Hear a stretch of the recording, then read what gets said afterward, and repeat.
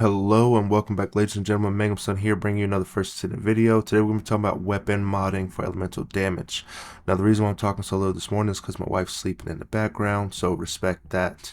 So a lot of things in the First Descendant are going to take up your weapon module slots. That is going to be rounds per magazine, fire attack rate up, firearm attack up, and something like expand general magazine rounds, right? So if you're using a tamer, if you're using any weapon in the game, you're going to be wanting more rounds, and you are going to end up capping out at 600 rounds if you end up expanding your capacity. So you're going to be needing to assign module sockets. You're going to be needing to use energy activators on your weapon.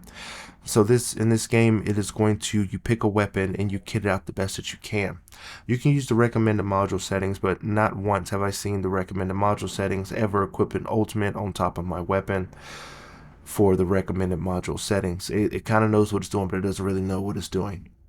So it doesn't use any of those special mods or the ultimate mods down there. It's just going to equip some blues, maybe some purples. So if we look over here in the weapons info tab, we know that if I have on toxic enhancement, it's going to give my weapon toxic attack. If you didn't know that, that is what that does, the blue one, the general mod. Now we want to increase the arbitrary number of DPS, and we are going to want to focus on this weapon's, I want to say, best qualities. The rounds per minute is lacking, so 100, so we need to increase that up. I think the most I've got it to so far is about 124. The reload time on it is 2.6 seconds. It doesn't have the best reload. It is a crush type weapon, so it's going to be good against the majority of the enemies in the game.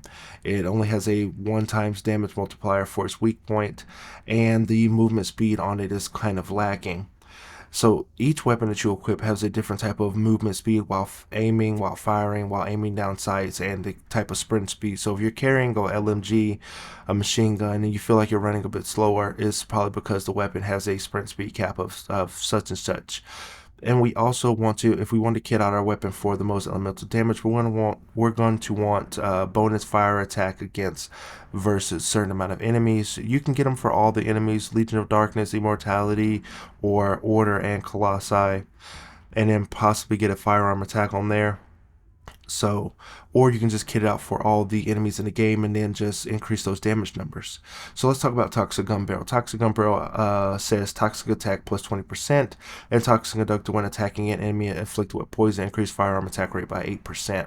So these two work in unison, but if we take that off, we see that our toxic attack goes down by negative 20% and our fire rate goes up just a little bit. But the actual thing that's adding toxic to our weapon is the toxic enhancement that adds toxic attack to our weapon by 8%, and you can see that there in the weapons info. Now if we take that off, that obviously goes away, and what that means is that if you don't have on the general mod, if your weapon doesn't have innately toxic attack on it, then it's not going to do toxic attack. Just having toxic gun barrel and toxic conductor on isn't going to give you any type of additive weapon bonus. So with taking off toxic gun barrel, you can see that I still have on the toxic attack plus 8%, and that is going to give me that toxic damage as you see proccing on the screen. That's going to be the skull that looks like a venomous green skull. So we know we're doing toxic damage when we have that there. There's no chance of that. It is going to do that. So the toxic dot damage of proccing comes into the weapon's attribute effect trigger rate. So there are mods that can increase that, but for the most part, unless you're really going into overall dot damage, which isn't great at the moment, you're not really going to want to over invest inside of that. You're going to be wanting to focus on the general stuff for the gun and then put a little spice on top of that. So the toxic conductor can work with things like Frena.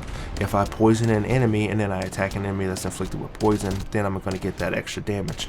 Other descendants cannot do this because they do not innately inflict poison in their skill set. So everyone has a strong point and a weak point, and that is where toxic conductor comes in, and so on and so forth for the fire, chill, and non-attribute conductors.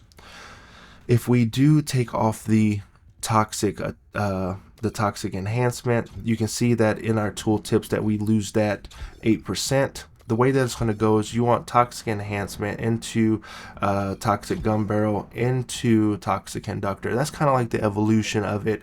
If you want a pure toxic or pure ice or pure fire, it's going to go enhancement, gun barrel, conductor, and that's going to give you the most bang for your buck.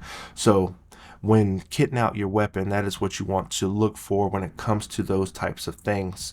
Enhancement, gun barrel to conductor. Hopefully this video helped you guys out on modding into elemental damage. Next we're going to be talking about modding a weapon for maximum damage. Like, share, and subscribe, and I'll see you in the next one.